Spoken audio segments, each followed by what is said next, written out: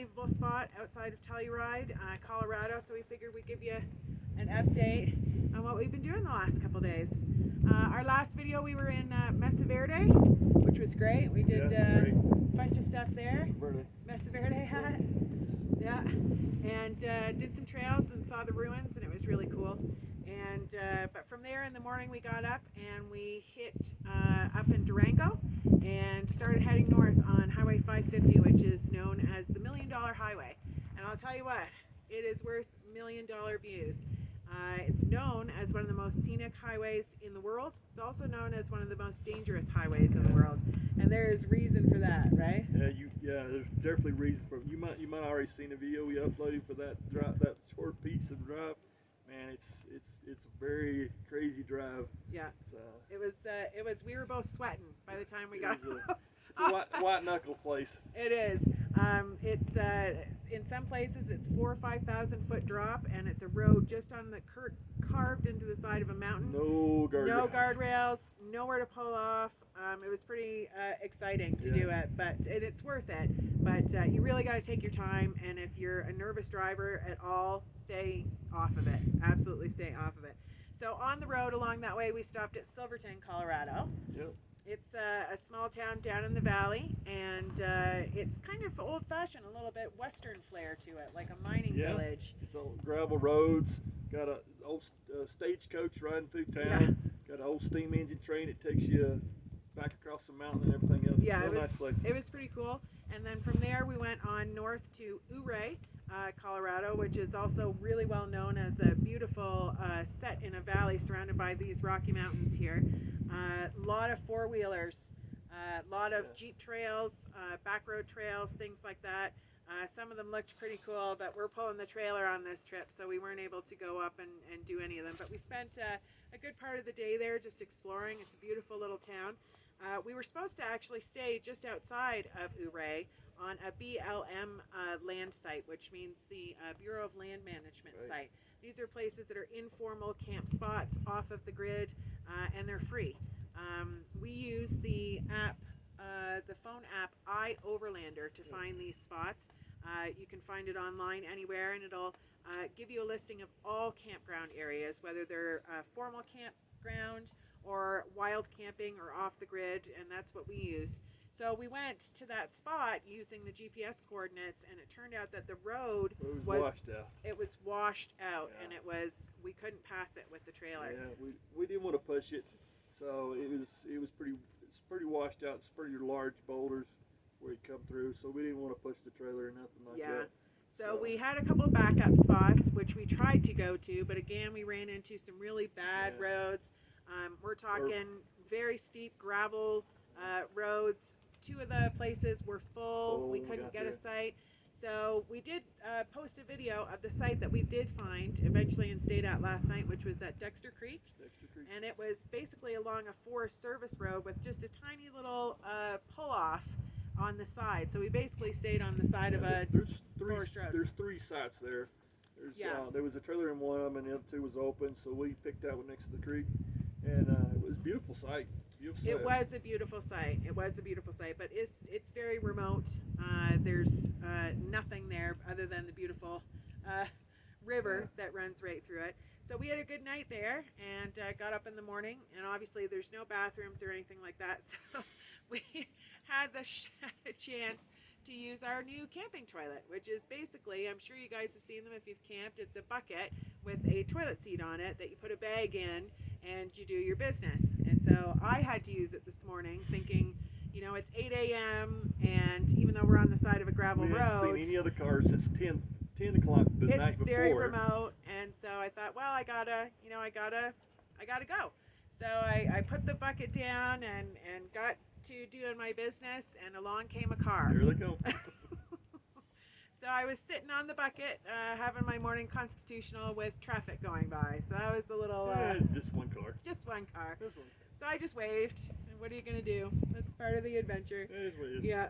So anyway, this morning we got up and packed up real quick. We didn't have a lot of our gear out since we just stayed one quick overnight. And we headed to Telluride, which is north on that same 550 road. And let me tell you, Telluride, this is where we are right now. And I'm sure you can see behind us, It is fantastic. We spent the day in Telluride. It's a beautiful, beautiful town. It is at the end of road Highway 550. There's one road going in and one road coming back out. The only other roads are four-wheel Black Bear Pass roads, Ophir Pass, Imogene Pass. All those famous off-road roads. A lot of off-roading going on in that area. The key too, when you're going in there, make sure you gas up before you get there, because when you get in there, they, like I said, one road in, one road out, so they got you. So gas was $4.33 per gallon, and so it was is a what lot. it is. So. It was, but again, it is what it is. We had lunch there and walked around town. It's a great town, beautiful main street. A lot of art galleries. It took us a while to find a restaurant though, because you have the menus on the outside, and it took us a while to find a restaurant that didn't serve kale or tofu. So if you're a vegetarian or a vegan, you're not going to have any trouble finding a restaurant that is catered to your diet. But it was really lovely. And then we headed up here. We are on an overlook on Last Dollar Road. It's a road just about 2 miles, 3 miles outside of Telluride. It's in the National Forest. The service road is paved. It's quite a long incline. And when you come up it, don't think you're not going to find it. You're going through private properties and stuff like that. Because it says there's signs to say private property. But just keep coming up. Just keep going to the end of the road. You'll find it to the end of the road here. It's a large clearing. You can stay here for up to 14 days for free. It's a very, very popular spot, obviously, because of the view. A lot of people come and just stay overnight like we are. Tomorrow we're heading out again on the road. We're heading north. We're going to Black Gunnison National Park and the Colorado National Monument. We did have a few things that we just wanted to address. We've had lots and lots of questions, which is great. We love it. If you have any questions about our gear or our trailer, Brian's design, or where we're headed or anything like that, please just leave a comment and we'll get back to you as soon as we can, provided we have cell service. But I did want to mention a few things about Colorado. First of all, if you've never been to Colorado and you're a lowlander, they call it, from somewhere else in the east in the country, it is very, very dry here. It's desert dry. We're from Florida, so we are used to a lot of humidity in the air, just natural humidity. On an average day in Florida, you can have 60, 70, 80% humidity. In Colorado, it's about 10%. Now, it feels okay. It feels good.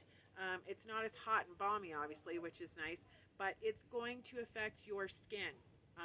My legs kind of look like alligator skin right now, so make sure if you're coming to Colorado, you have lots of moisturizer, lots of lip balm. Our lips have been very, very dry, and even eye drops, Visine eye drops, because I've had a problem with my eyes being very, very dry. Make sure when you come, you try to make yourself be here a couple of days, because you want to acclimate to the altitude. The altitude's, we're at 12,000 feet right now, and the air's, it hasn't affected us too much. We've had a few little slight headaches, and some, you can feel it in some breathing. We've heard some people get sick. We get sick, but so take it in and do a couple of days. Don't rush through. We found that as we're moving higher and higher, that you do feel it a little bit in your breathing, just in the sense of small things that normally wouldn't affect you are leaving you a little bit out of breath. So take your time. If you come to Colorado, I wouldn't try and go hiking on your first day. You might have trouble just getting acclimated. But apart from that, it's been pretty good. Yeah, it's been great. It's been great so far. The other thing, the most important thing, guys, is that we started this channel because friends of ours wanted to follow us along on this journey, and we have been overwhelmed by the response. We've had over 60,000 people go to our Facebook page. We're starting to build up followers on Instagram. We just had a post just earlier today that in 10 minutes had 500 views. We're very flattered that people are interested in our journey, and we're really, really glad that people are being entertained. When we did all the research for this trip, We watched a lot of YouTube videos, Yeah. a lot of great channels, information about the national parks. But what we noticed is that a lot of the channels were kind of catered to younger folks. We're in the 50 and over category, and we're out traveling, and we didn't find a lot of that kind of niche on on YouTube. So as we go along, we're going to tell you the truth about different places. I'm not going to sit here and tell you about going to a national park and you know, how easy we just had an easy 12-mile hike or something like that, because for us that's not really realistic. We're going to let you know about the things that you can do at the national parks. If you're over 50, if you just had your knee replaced, if you're carrying 30 extra pounds from COVID like I am, things that you can still do that are reasonable for people who are in their best years and not, you know, 25 and running 12-mile hikes for before exactly. breakfast. So we wanted to say thank you. Yeah. We've been overwhelmed by the response. If you want to follow along on our journey, we are on Facebook, we are on Instagram, and you can subscribe on YouTube to our channel. And when you do that, our videos will pop up in your feed, so you'll be able to follow us whenever you want. Yep. So we're off again tomorrow, and we're glad that you guys are enjoying our trip. We are having a blast. We're having a blast. So listen. Hey, you can't beat this right here. You can't beat it. You can't beat it, right? It's been great. So guys, get out there and get inspired. Get out on the road. Get out on the road. Thanks. We'll see you later.